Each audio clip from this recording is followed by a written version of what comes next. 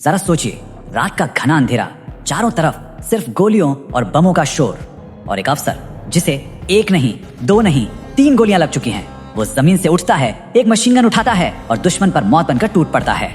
नहीं, ये किसी फिल्म का सीन नहीं है, ये हकीकत है। 1971 के उस युद्ध की हकीकत जिसने दुनिया का नक्शा बदल दिया। ये कहानी है बसंतर के उस शेर की, मेजर होशियार सिंह की, जिन्हें मिला भारत का सबसे बड़ा वीरता सम्मान परमवीर चक्र। तो आज हम उनकी उस अविश्वसनीय रात की कहानी को परत दर परत जानेंगे। कहते हैं हर शेर की कहानी उसकी मांग से शुरू होती है, और इस शेर की कहानी वो शुरू हुई हरियाणा के खेतों की मिट्टी से। तो आखिर कौन थे ये मेजर होशियार सिंह? वो एक किसान के बेटे थे, हरियाणा के सिसाना गांव के होशियार सिंह दहिया, जिनके खून में मिट्टी थी और दिल में देश। वो फौज में एक सिपाही के तौर पर भर्ती हुए थे, लेकिन अपनी हिम्मत और लगन के दम पर अफसर की वर्दी हासिल की। और हाँ, 1965 की लड़ाई का अनुभव उन्हें पहले ही बता चुका था कि जंग का असली मैदान कैसा होता है। तो सवाल यह है कि 1971 में आखिर ऐसा क्या हो गया था कि जंग छिड़ गई? देखिए, उस वक्त पाकिस्तान के 2 हिस्से थे, एक वेस्ट पाकिस्तान और दूसरा ईस्ट पाकिस्तान, जिसे आज हम बांग्लादेश के नाम से जानते हैं। और वेस्ट पाकिस्तान की फौज ईस्ट पाकिस्तान के बंगालियों पर भयानक जुल्म कर रही थी। कत्लेआम हो रहा था, बस्तियां जलाई जा रही थीं। इस हैवानियत का नतीजा था ये नंबर 1 करोड़। 1 करोड़ बेबस लोग अपना घर, अपनी जमीन, अपना सब कुछ छोड़कर जान बचाने के लिए भारत की सीमा में घुस आए। ये इतिहास का सबसे बड़ा शरणार्थी संकट था और भारत पर इंसानियत को बचाने का एक बहुत बड़ा बोझ आ पड़ा था। अब जाहिर सी बात है, भारत इस नरसंहार पर चुप नहीं बैठ सकता था। हमने आवाज उठाई और पाकिस्तान को यही बात चुप गई। उन्हें डर था कि भारत की मदद से ईस्ट पाकिस्तान आजाद हो जाएगा। इसलिए 3 दिसंबर 1971 को पाकिस्तान ने बिना किसी चेतावनी के भारत के 11 एयरबेस पर एक साथ हमला बोल दिया। ये जंग का सीधा सीधा ऐलान था। लड़ाई दोनों मोर्चों पर शुरू हो गई, ईस्ट में भी और वेस्ट में भी। हमारी कहानी का फोकस है वेस्टर्न फ्रंट, जम्मू के पास एक इलाका जिसका नाम था बसंतर। वैसे तो ये एक नदी का नाम था, लेकिन हमारे फौजियों ने इसे एक दूसरा नाम दिया था, मौत का दरिया। अब आप पूछेंगे, मौत का दरिया क्यों? क्योंकि पाकिस्तानी फौज ने नदी के उस पार पूरी जमीन के नीचे हजारों लाखों बम छुपा लिए थे। इन छिपे हुए बमों के खेत को ही माइनफील्ड कहते हैं, मतलब एक ऐसा अदृश्य जाल जहां एक गलत कदम रखा और बस धमाका। ये जाल कितना बड़ा था, जरा इस नंबर को देखिए, 1600 मीटर, यानी 1.5 किलोमीटर से भी ज्यादा चौड़ा। जरा सोचकर देखिए, हमारे जवानों को 1.5 किलोमीटर तक पैदल मौत के इस मैदान को पार करना था, जहां हर कदम पर, हर इंच पर मौत का खतरा था। और मान लीजिए किसी तरह कोई इस मौत के मैदान को पार कर भी गया तो क्या? तो उस पार उनका इंतजार कर रहे थे 48 पाकिस्तानी पैटर्न टैंक। ये अमेरिका के बने उस जमाने के सबसे खतरनाक टैंकों में से एक थे। तो आप समझ रहे हैं, एक तरफ 1.5 किलोमीटर की माइनफील्ड और दूसरी तरफ 48 खूंखार टैंक। हालात पूरी तरह हमारे खिलाफ थे। और फिर आई वो रात, 15 दिसंबर की रात। मौका दीजिए सर, मैं वादा करता हूँ कि सुबह तक जरपाल पे तिरंगा लहराता हुआ दिखेगा। यहीं से उस रात की कहानी शुरू होती है, जो इतिहास में हमेशा हमेशा के लिए अमर हो गई।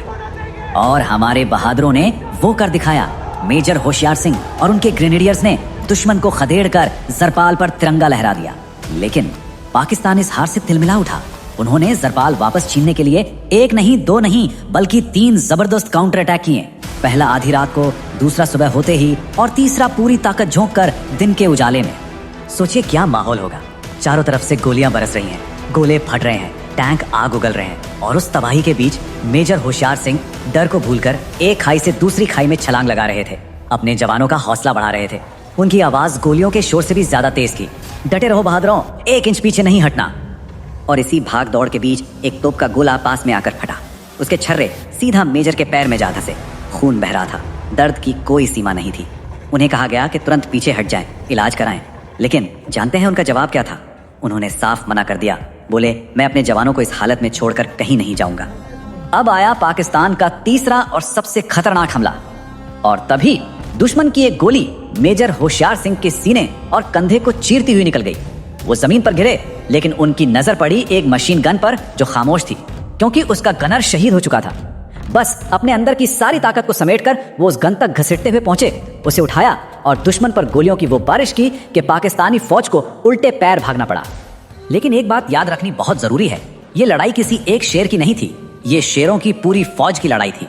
एक तरफ मेजर होशियार सिंह अपनी जान पर खेलकर पैदल सेना को लीड कर रहे थे, तो दूसरी तरफ सिर्फ 21 साल का एक नौजवान सेकंड लेफ्टिनेंट अरुण खेत्रपाल अपने टैंक में बैठकर दुश्मन के टैंकों के लिए काल बन गए थे। अकेले 10 टैंकों को तबाह करने के बाद वो देश के लिए शहीद हो गए। तो लड़ाई खत्म हुई और भारत ने एक ऐसी जीत हासिल की जिसे इतिहास हमेशा याद रखेगा। पर जो असलियत होती है और जो हम फिल्मों में देखते हैं उसमें अक्सर एक फर्क होता है। चलिए जरा इसी को समझते हैं। इस जीत का पैमाना क्या था, ये आंकड़े देखिए। पाकिस्तान ने अपने 48 टैंक गंवाए। 48, उनकी पूरी की पूरी टैंकों की फौज तबाह हो गई। हमारे भी 13 टैंक इस जंग में कुर्बान हुए। लेकिन ये सिर्फ नंबरों की जीत नहीं थी। इस जीत ने जम्मू पर एक बहुत बड़े खतरे को हमेशा हमेशा के लिए टाल दिया था।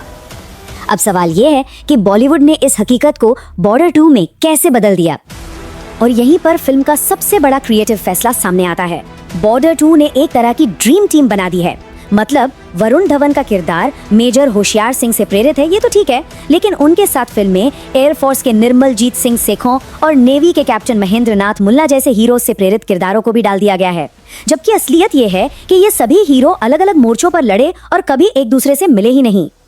देखिए, इतिहास एक सीधी लाइन में चलता है, जबकि सिनेमा उसे मोड़कर एक ड्रामेटिक कहानी बना देता है। रोमांस, परिवार के खत और कई हमलों को एक बड़े क्लाइमैक्स में समेट देना, ये सब कहानी को ज्यादा असरदार बनाने के लिए किया जाता है, भले ही वो ऐतिहासिक रूप से 100% सही ना हो। चलिए अब इसके आखिरी हिस्से पर चलते हैं और मेजर होशियार सिंह और इस लड़ाई की जो विरासत है उस पर एक नजर डालते हैं। उनकी बहादुरी सिर्फ कहानियों में नहीं बल्कि भारत सरकार के रिकॉर्ड्स में भी दर्ज है। उनके परमवीर चक्र साइटेशन में साफ साफ लिखा है कि उन्होंने अपनी व्यक्तिगत सुरक्षा की पूरी तरह से परवाह न करते हुए खुले में घूमते हुए एक खाई से दूसरी खाई में गए। ये शब्द अपने आप में उनकी निडरता का सबसे बड़ा सबूत है। युद्ध के बाद मेजर होशियार सिंह एक सच्चे हीरो की तरह जिए, एकदम शांत और विनम्र।